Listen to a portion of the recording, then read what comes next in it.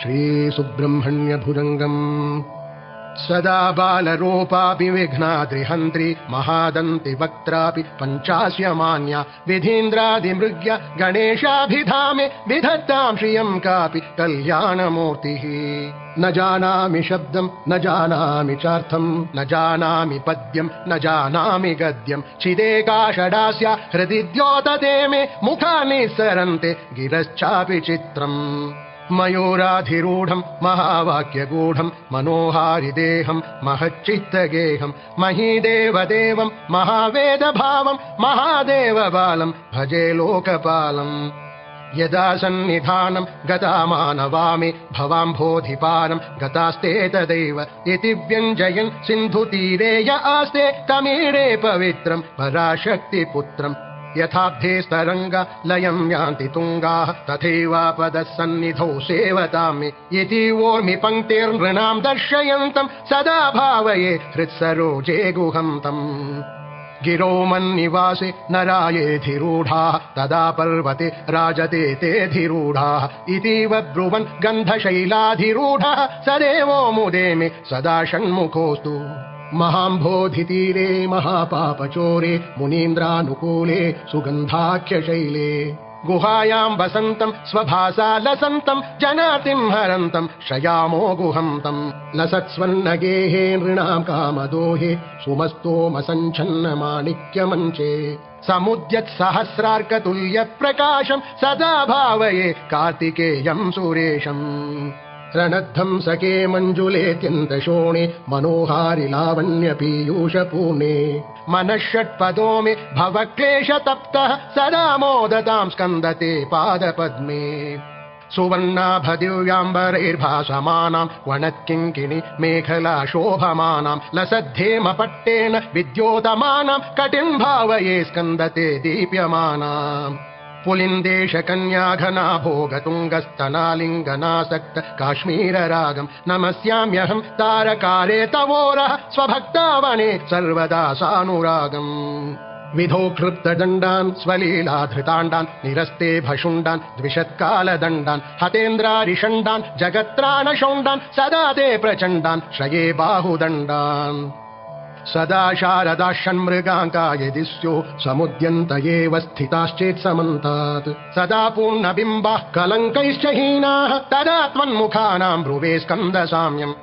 स्फुरन्मन्दहासैः सहंसानि चञ्चत्कटाक्षावलीभृङ्ग शङ्खोज्ज्वलानि सुधास्यन्ति बिम्बाधराणि शसूनो तवालोकये षण्मुखाम्भोरुहाणि विशालेषु कन्नान्तदीर्घेष्वजस्रं दयास्यन्दिषु द्वादशस्वीक्षणेषु महीषत्कटाक्षः सकृत्पातितश्चेत् भवेत् ते दयाशील का नामहानिः सुताङ्गोद्भवो मेऽसि जीवेति षड्धा जपन्मन्त्रमेषो मुदा जिघ्रते यान् जगद्भारभृद्भ्यो जगन्नाथ तेभ्यः किरीटोज्ज्वलेभ्यो नमो मस्तकेभ्यः स्फुरद्रत्नकेयूरहाराभिरामः चलत्कुण्डल श्रीलसद्गण्डभागः कटोपीतवासाः करे चारुशक्तिः पुरस्तान्ममास्तां पुरारेस्तनूजः इहायाहि वत्सेति हस्तान् प्रसार्याह्वयत्यादराच्छङ्करे मातुरङ्क समुत्पत्यतातं शयन्तं कुमारं हराश्लिष्टगात्रं भजे बालमूर्तिम् कुमारेश सूनो गुहस्कन्द सेनापते शक्तिपाणे मयूराधिरूढ पुलिन्दात्मजाकान्त भक्तार्तिहारिं प्रभोतारकारे सदा रक्ष मां त्वम् प्रशान्तेन्द्रिये नष्टसंज्ञे विचेष्टे कफोद्गारि वक्त्रे भयोत्कम्पि गात्रे प्रयाणोन्मुखे मय्यनाथे तदानीं द्रुतं मे दयालो भवाग्रे गुहत्वम् कृतान्तस्य दूतेषु चण्डेषु कोपात् दहच्छिन्धिभिन्धीति मां तर्जयत्सु मयूरं समारुह्य माभैरिति त्वं पुरःशक्तिपाणिर्ममायाहि शीघ्रम् प्रणम्या सकृत्पादयोस्ते पतित्वा प्रसाद्य प्रभो प्रार्थयेनेकवारं न वक्तुं क्षमोऽहं तदानीं कृपाब्धेन कार्यान्तकाले मनागप्युपेक्षा सहस्राण्डभोक्ता त्वया शूरनाम हतस्तारकः सिंहवक्त्रश्च दैत्यः ममान्तर्हृदिस्थं मनक्लेशमेकं न हंसि प्रभो किं करोमि क्वयामि अहं सर्वदा दुःखभारावसन्नो भवान् दीनबन्धुस्त्वदन्यं न याचे भवद्भक्तिरोधं सदा कृत्तबाधं ममाधिं द्रुतं नाशयो मासु तत्त्वम् अपस्मार कुष्ठक्षयार्ष प्रमेह ज्वरोन्माद गुल्मादि रोगा महान्तः पिशाचाश्च सर्वे भवत्पत्रभूतिं विलोक्य क्षणात् तारकारे द्रवन्ते त्रिशिस्कन्धमूर्तिः श्रुतौ स्कन्दकीर्तिः मुखे मे पवित्रं सदा तच्चरित्रं करे तस्य कृत्यं वपुस्तस्य भृत्यं गुहे सन्तुलीन ममाशेषभावाः मुनीनामुताहो नृणां भक्तिभाजाम् अभीष्टप्रदाः सन्ति सर्वत्र देवाः नृणामन्त्यजानामपि स्वार्थदाने गुहादेवमन्यं न जाने